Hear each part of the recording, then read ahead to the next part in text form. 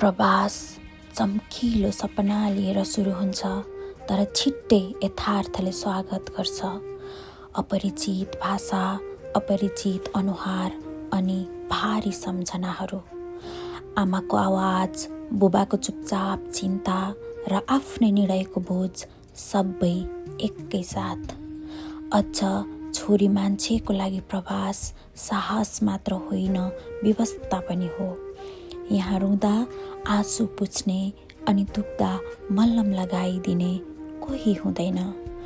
ढलेर पनि फेरि आफै उठ्नै पर्छ, किनकि घरबाट टाढा कमजोर हुन पाउने छुट यहाँ छैन।